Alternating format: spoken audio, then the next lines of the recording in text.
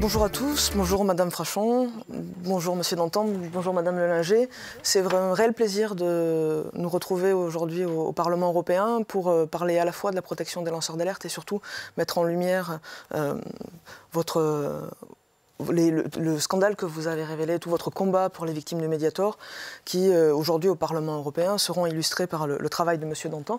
Et Mme Lelinger nous éclairera de ses travaux en tant que sociologue. Je suis particulièrement heureuse que nous puissions organiser cette exposition et recueillir ces témoignages, parce qu'en ce moment, nous sommes en train de finaliser une directive européenne pour la protection des lanceurs d'alerte. Et c'est quelque part la reconnaissance du combat qu'ont mené les lanceurs d'alerte dans différents domaines.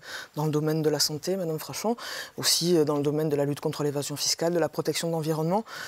Mais c'est vrai que le cas du Mediator est très particulier parce que souvent, quand les lanceurs d'alerte révèlent des scandales, on a quelque part des crimes sans victime, mais sur le cas du Mediator, les conséquences humaines sur la vie des personnes touchées sont particulièrement douloureuses, particulièrement marquantes, comme le travail de M. Dantan le montre. Et donc j'aurais aimé, si vous le voulez bien, que vous nous en disiez un peu plus sur ce scandale et les révélations dont vous avez été à l'origine. Merci Madame Rodière de votre invitation. Protéger les lanceurs d'alerte, c'est très important parce qu'effectivement, derrière, il y a la protection des citoyens. Et on voit les blessures que peuvent infliger des réglementations et des contrôles insuffisants, notamment au niveau tout simplement de la corruption. L'affaire du Mediator, elle est une affaire dramatique qui commence dans les années 60 avec la mise sur le marché de coupe-faim mortels par un laboratoire français, Servier, mais qui est largement implanté au niveau européen et qui vont aboutir à des successions de drames sanitaires. En 1997, des coupes-faim de Servier sont interdits dérivés d'amphétamines parce qu'ils tuent massivement. Et Servier maintient sur le marché un soi-disant antidiabétique. En réalité, encore une amphétamine de la même famille. Et tout ceci va être caché, dissimulé, trompé, avec malheureusement la complicité de nombreux experts, notamment de l'Agence française du médicament. Tout ceci sera jugé bientôt, en septembre prochain, lors d'un procès pénal. Aujourd'hui, plus de 3700 victimes sont reconnues comme ayant des atteintes cardiaques en lien avec cet empoisonnement délibéré. Et ces victimes combattent depuis des années pour obtenir une reconnaissance, une indemnisation. C'est pourquoi aujourd'hui, c'est très émouvant pour nous de nous retrouver avec les visages de ces hommes et de ces femmes qui nous obsèdent depuis toutes ces années et qui ont accepté de montrer leur blessure intime indélébile, la trace du Mediator.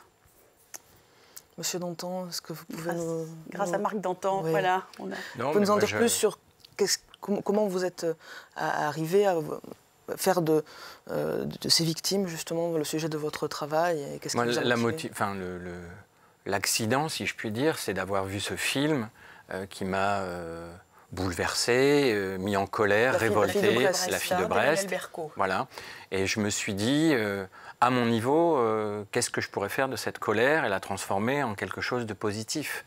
Être en colère, c'est bien, mais ça ne suffit pas. Il faut à un moment agir, en fait. Et je me suis dit, tiens, pourquoi pas faire des portraits des victimes ? Et à partir de là, j'ai contacté Irène Frachon, on a commencé à se connaître, à monter le projet ensemble, et après un financement participatif, j'ai pu commencer mon périple au travers de la France. Vous vous êtes attaché bien sûr au visage, et je trouve qu'on perçoit une grande humanité dans le regard de photographe que vous posez sur ces visages, mais vous n'avez pas pris que les visages en photo, vous avez aussi voulu replacer ces personnes en tant que personnes dans leur contexte. Alors, au début, je ne savais pas trop comment m'y prendre. C'était un sujet délicat. Et puis, au fur et à mesure de mon avancement, j'ai compris que c'était l'humain qui m'intéressait. Et j'ai recadré uniquement sur le visage, le regard et les personnes, en fait. Après, avec Irène, on a pensé qu'il fallait en faire un peu plus et montrer la cicatrice. C'était une partie vraiment fondamentale du projet, puisque toutes les personnes photographiées ont été opérées à cœur ouvert. Et en plus de ça, recontextualiser dans le pays. J'ai fait des photos de paysages pour montrer que c'était bien en France, que le pays était magnifique et qu'à côté de ça, il y avait des gens qui vivaient l'enfer. Et c'est ce paradoxe entre l'enfer et le paradis qui me paraissait important. Vous, Madame Lelinger, donc vous avez présenté une thèse en sociologie sur justement les victimes de Mediator. Justement, peut-être que vous pouvez nous en dire plus sur ce contexte et sur peut-être une vue d'ensemble et un regard plus global porté sur ces drames individuels, mais qui constituent un scandale collectif. Oui, alors le point de départ de mon travail, c'était de m'intéresser à la non-reconnaissance de l'effet indésirable du Mediator pendant toute la durée de sa commercialisation. Plus de 30 ans. Plus de 30 ans. C'est ça. Et ensuite, c'était également, la question s'est posée petit à petit de cette même non-reconnaissance dans le cadre des demandes d'indemnisation des victimes. Donc j'ai fait une enquête auprès de cardiologues français et très vite, j'ai pensé que je ne pouvais pas vraiment détacher l'effet indésirable de la personne qui est porteuse de cet effet indésirable, ce qui m'a amenée à faire une autre enquête auprès d'usagers du Mediator, qu'ils soient victimes au sens d'un dommage organique ou non. Enfin, certains, donc, ce sont des usagers qui ont pris du Mediator et qui n'ont pas eu d'effet indésirable. Et donc, mon travail s'attachait à déjà essayer de voir comment on passe de l'usager du Mediator à la victime et comment ces usagers se définissent ou non comme victimes.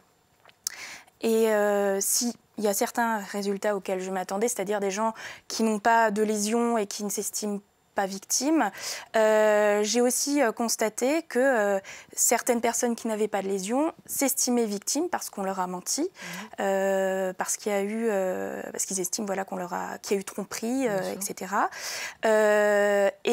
Bien sûr, il y a eu donc des personnes qui ont des lésions des valves cardiaques, qui s'estiment victimes et qui font des démarches d'indemnisation, mais un résultat qui m'a surpris dans cette enquête, c'est le nombre de... les victimes qui ont des lésions, qui s'estiment victimes, mais qui se retrouvent démunies pour obtenir réparation. Alors il faut savoir que dans le cas du Mediator, il y a eu un fonds d'indemnisation à l'Office national d'indemnisation des accidents médicaux qui a été mis en place spécifiquement, un collège d'experts Benfluorex, ce qui est une grande particularité. Donc maintenant ça a été depuis décliné aussi pour la dépakine, mais ça faisait assez figure d'exception dans le paysage des accidents. Voilà. Et malgré ça, malgré les procédures, malgré la médiatisation, en fait, j'ai constaté que de nombreuses personnes ne connaissaient pas leurs droits, ne savaient pas comment faire, et donc étaient dans une détresse parce que je me suis retrouvée à devoir donner des conseils orientés vers des associations, des gens qui m'appelaient suite à mon questionnaire, qui me posaient des questions sur les démarches, des questions pratiques. Et ce que ça a révélé aussi, c'est que je pense que, j'ai étudié aussi le processus d'alerte, le lancement de l'alerte, mais je pense que ce qui a été aussi déterminant, au-delà de simplement lancer l'alerte, c'est de porter cette alerte et de continuer à maintenir cette alerte avec des déplacements. Voilà. C'est-à-dire que après l'alerte initiale de la toxicité du médicament, il y a eu l'alerte sur la prise en charge des victimes, etc. Donc il y a eu tout un cheminement, un déplacement de l'alerte et qui a permis de mettre en place des dispositifs qui ne fonctionnent pas idéalement, mais qui permettent quand même d'indemniser les victimes. Voilà, c'est ça. Une dernière chose, parce que il s'avère que les victimes ont beaucoup de difficultés à se mobiliser collectivement pour obtenir réparation, parce qu'elles ne savent pas à qui s'adresser. On est bien loin des victimes du sang contaminé, par exemple. Il n'y a pas eu d'organisation pour l'instant des victimes en tant que collectif pour faire valoir les droits. Voilà, il y a des associations, mais après, ce qui a été déterminant, c'est le travail d'Irène Frachon dans tout ce processus. Justement, Madame Frachon, je voulais peut-être... On voit que les victimes ont du mal à être entendues, du mal à faire valoir leurs droits. Dernière chose aussi que montre très bien le travail de Solène, qui s'est déroulé sur plusieurs années, c'est aussi la situation sociale de ces victimes. On parle souvent, vous savez, des invisibles. Et c'est vraiment typiquement ça. C'est pour ça que le travail de Marc est absolument formidable, hein, pour nous déjà à nos yeux, et puis je pense aux yeux de tous, c'est qu'ils vont mettre en lumière des gens qui n'ont pas non plus forcément les moyens culturels, d'éducation, de niveau, de formation, etc., pour faire entendre leur voix, et qui se font totalement broyer, notamment, bien sûr, par le laboratoire Servier et ses hordes d'avocats absolument impitoyables. Hein. Ces gens se font broyer. Mais je voulais justement revenir sur... effectivement, on voit que les victimes ont eu du mal à être entendues. C'est vous qui, la première, avez su voir. Mais ensuite, vous avez eu aussi, pourtant de votre position, énormément de difficultés à faire entendre ce que vous aviez vu, justement, pour le bénéfice de ces victimes. Est-ce que vous pouvez nous en dire plus, justement, sur cette épreuve? J'imagine que ça a dû être de se confronter à autant de murs, autant de surdité, voire même autant de malveillance dans la volonté d'étouffer l'affaire. Qui perdure d'ailleurs. C'est toujours. C'est pour ça que je n'imaginais pas que j'attendrais le procès pénal avec une telle attente et intensité après toutes ces années qui ont été marquées aussi par un certain négationnisme de la réalité de ce drame. Et une fois de plus, faire exister ces malheureuses victimes est vraiment un moyen très puissant de combattre des processus absolument odieux et qui viennent de certains responsables, notamment de la communauté médicale, très finalement compromise dans ses collaborations avec ce laboratoire criminel. Alors, je ne m'attendais pas du tout à être dans cette situation de lanceur d'alerte. C'était un terme en plus qui n'existait pas pratiquement. Il était inventé par Château-Renaud, mais il n'était pas encore rentré dans le domaine public. Je l'ai appris tout à fait par hasard après ce processus. Sans le savoir. Sans le savoir. Je crois d'ailleurs que c'est un peu une caractéristique du lanceur d'alerte. Donc la dénonciation est très complexe d'un crime, d'un délit. J'ai été attaquée par le laboratoire en justice, enfin mon éditeur. Le livre a été censuré par la justice française. L'agence du médicament était très hostile à ma démarche. Donc c'était extrêmement complexe. Et il a fallu des relais importants, des relais médiatiques, le Nouvel Observateur, le Figaro, des relais politiques. Et le premier a été le député Gérard Bapt. Et puis, ça a été porté par des politiques aussi. Ça l'est encore aujourd'hui avec votre engagement. Donc, c'est quelque chose de très fort parce que ça m'a aussi redonné confiance dans le rôle et le sens de la politique. Au niveau français, au niveau européen, puisque le Mediator a été commercialisé dans toute l'Europe, même si la France s'est distinguée par des décisions particulièrement tardives. La Belgique n'a jamais accepté de commercialiser le Mediator. La Suisse a tiqué en 98, quand les autres coupes-fins mortelles ont été retirées. L'Espagne, l'Italie ont suivi en 2003-2005. La France a été bonne dernière, malheureusement, du fait de l'implantation encore plus marqué de Servier en France. Et on s'est aperçu, quand le scandale a éclaté, qu'on manquait d'une coordination de toutes ces alertes. Et un des bénéfices, par exemple, au niveau européen de l'affaire du Mediator, a été de revoir les règles de coordination de la pharmacovigilance au niveau européen, puisque maintenant tout se passe à ce niveau-là. Tout à fait. C'est souvent le cas, en fait, quand des personnes lancent l'alerte. D'abord, l'épreuve est très dure. C'est plusieurs années de lutte où le lanceur d'alerte est souvent considéré comme l'accusé avant que justice soit rendue. Celui qui fait son malin dans les médias, oui. c'est ça, comme si c'était de gaieté de cœur. Mais c'est encore un argumentaire auquel on est confronté dans les négociations actuelles, en nous expliquant qu'on va, si on veut protéger les lanceurs d'alerte, éviter justement alléger le fardeau et la charge qu'on fait peser sur les lanceurs d'alerte, que ce soit quand on est dans un contexte professionnel par le biais de représailles dans l'environnement professionnel ou par le biais du harcèlement judiciaire que vous avez connu avec les procès dont vous avez fait l'objet et que vous avez exposé. Dans le meilleur des cas, comme le vôtre, on finit par voir la vérité et justice est rendue. Et justice vous a été rendue en tant que lanceur d'alerte. Et justice, on l'espère, sera rendue aux victimes, puisque je crois que le procès du Mediator, justement, va commencer débutera en fin septembre 2019 pour une durée de 6 mois. C'est l'autopsie d'un crime industriel qui s'est déroulé pendant plus de 40 ans. Et donc, il y a 6 mois d'audience.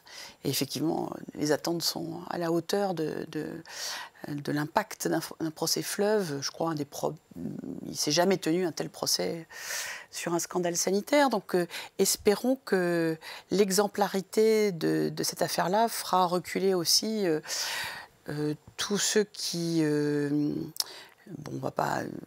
industriels notamment, ou intérêts privés, qui sacrifient la sécurité des concitoyens, de l'environnement. En tout cas, je vous remercie tous pour votre présence ici aujourd'hui. J'espère vraiment que cette mise en lumière de votre travail, du travail de Marc Dantan, de Madame Lélinger, et puis surtout la mise en lumière des victimes. La visibilité qu'on donne à ces victimes permettra d'amener tous ceux qui sont en mesure de décider aujourd'hui de quel sort on doit réserver. Un petit exemple de cette invisibilité qui leur est imposée. Nous devions accueillir, vous le savez, une jeune victime, Ornella Delporte, qui était profondément heureuse de venir témoigner. Il y a quelques jours, Ornella a été victime d'un accident vasculaire cérébral qui est directement la conséquence de ses atteintes cardiaques. Donc elle est bloquée au fond d'un lit d'hôpital. Et ça traduit le fait que ces personnes sont vraiment en situation de faiblesse totale, à la fois économique, à la fois sociale, et puis tout simplement physique. Elles sont épuisées, ouais. Il faut les chercher chez elles. Quelquefois, elles ne peuvent même pas descendre leur escalier. À peine. En tout cas, ce sont toutes ces personnes justement qu'on va consacrer cette journée. Et j'espère que leur visage, leur histoire et le combat que vous avez mené sauront marquer les esprits pour que, avant septembre, d'ici la fin du mandat européen, on ait effectivement une protection efficace des lanceurs d'alerte en Europe. Je pense que nous en sortirions tous grandis. On l'espère. Oui, je vous remercie. Et puis rassurés, plus confiants. Je vous remercie. Merci à vous. Merci.